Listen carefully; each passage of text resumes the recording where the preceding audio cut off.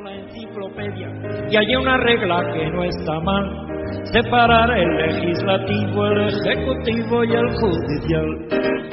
Y pensaba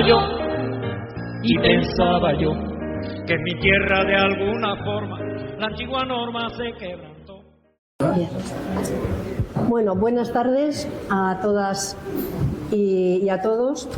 A ver, dos cuestiones previas. Una, Ramón tiene que marchar para las 8:15, entonces aunque luego podamos continuar el coloquio, el tiempo que nos dejen estar aquí, pero al marchar Ramón igual acelero un poco las intervenciones que haya, pues para que Ramón pueda contestar y que pueda intervenir también.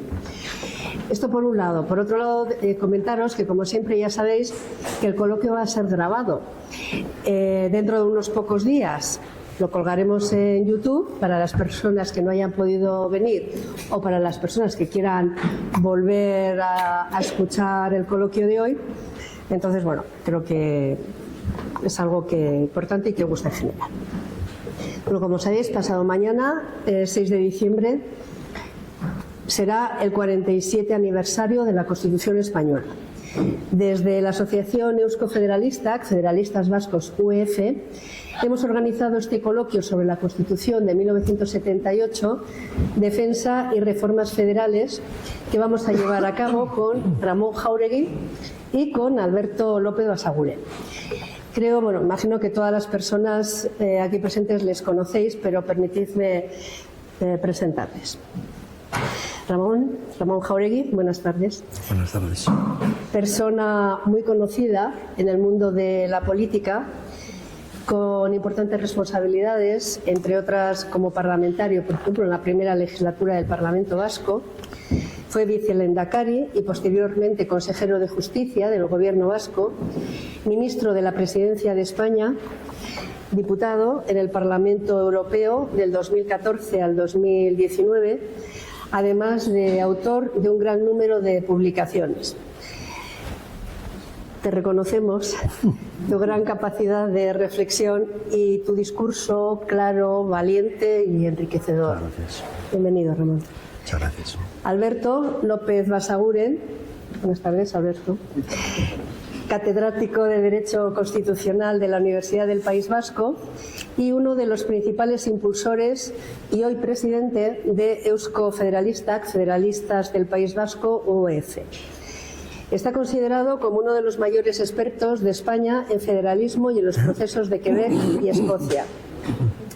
Miembro de la Comisión Arbitral del País Vasco y autor de un gran número de publicaciones también. Es persona bien conocida y muy apreciada por las y los aquí presentes.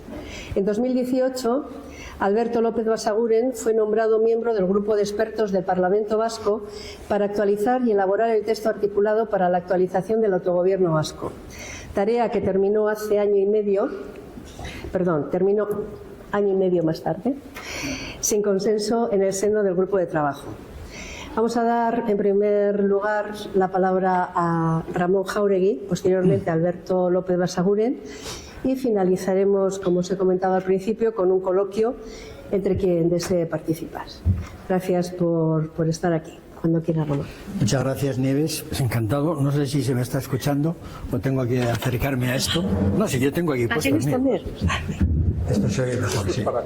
Bueno, pues nada, encantado de estar con todos vosotros y muchas gracias, Nieves. Me alegra mucho encontrar a tantos amigos y tantos conocidos también de viejos tiempos. Nos hemos dividido un poco la tarea, Alberto y yo. Yo voy a hacer la defensa de la Constitución, él va a hacer la reforma, y la reforma teórica. Y entonces a mí me toca argumentar un poco con ideas de hoy lo que fue y lo que es la Constitución española, y permitirme que lo haga con una referencia muy breve a cierto contexto histórico que en cierto modo la explica, ¿no? Porque yo creo que los contextos históricos son necesarios cuando tienes que argumentar sobre una determinada acción política. Y bueno, se pueden decir muchas cosas de lo que fue aquel tiempo. Ciertamente, ahora que estamos conmemorando el 50 aniversario de la muerte del dictador, pues viene bien tener también algunas referencias sobre aquel contexto histórico. Se pueden decir muchas cosas sobre la amnistía, sobre los pactos de la Moncloa. Yo solamente voy a referirme a 3 factores que son importantes a la hora de interpretar la Constitución también hoy mismo, ¿no? El primero de ellos es el carácter que tuvo como elemento de ruptura democrática, porque frente a quienes argumentan hoy todavía que el régimen del 78, en expresión muy peyorativa obviamente, estaba fundado sobre una, digamos, continuidad del franquismo o sobre una reforma tutelada, yo creo que es muy necesario argumentar sobre el carácter de ruptura que tuvo la Constitución con el viejo régimen.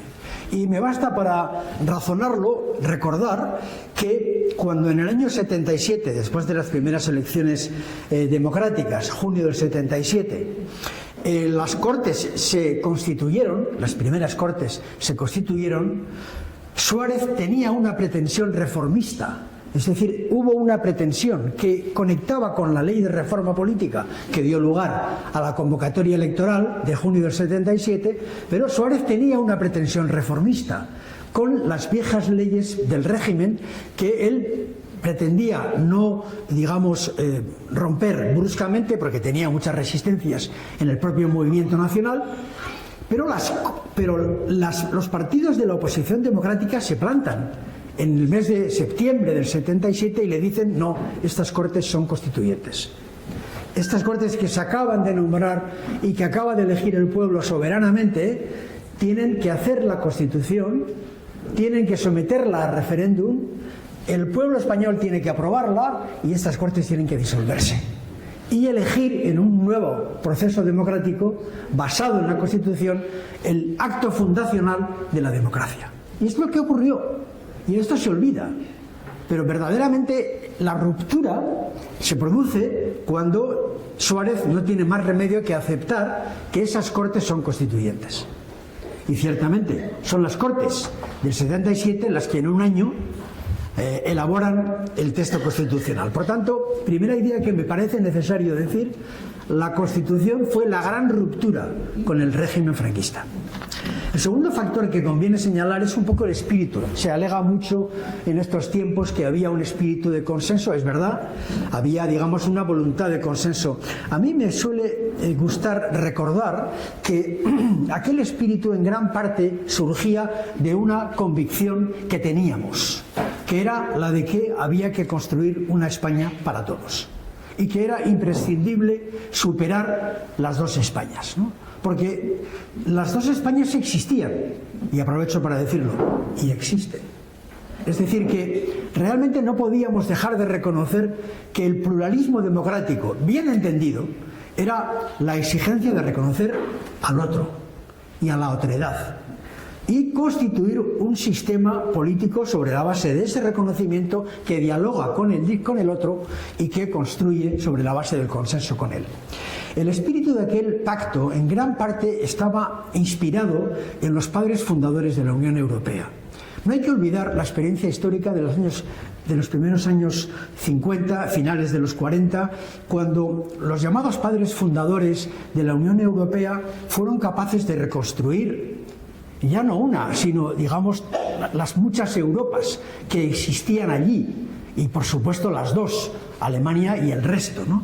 Y esos padres fundadores de Gasperi, Spaak, Schuman, Monnet, Adenauer, curiosamente pertenecen a un elipse que hay entre Londres y Milán, que es una elipse geográfica en la que hay lo que yo llamaría la cultura centroeuropea. Sigue existiendo, yo lo he visto en el Parlamento Europeo cuando he estado allí y he admirado a esa gente que tienen una cultura, hablan francés y alemán, son o italiano y por supuesto inglés todos, pero digamos hay una cultura construida sobre la base de ese reconocimiento que en los años 50 europea fueron tremendos, porque había que reconocer a Alemania con todo lo que había pasado, ¿no? Entonces, en parte ese mismo espíritu está presidiendo la elaboración constitucional. Y el tercer factor referencial del contexto histórico es el que tiene que ver con la violencia política que acompañó toda la transición española, que es algo que también olvidamos muchas veces. Pero he estado mirando la hemeroteca y os voy a dar unas cifras que seguramente os van a sorprender.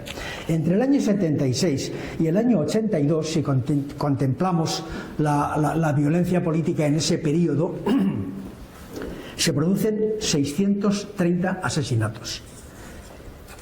De la extrema derecha y grupos parapoliciales, 62. De la extrema izquierda, sobre todo FRAP y Grapo, 73. Violencia policial, en muchas manifestaciones, etcétera, 130. Grupos desconocidos, 20. ETA, 340. 630 asesinatos durante esos 5 años en los que estamos construyendo la democracia española.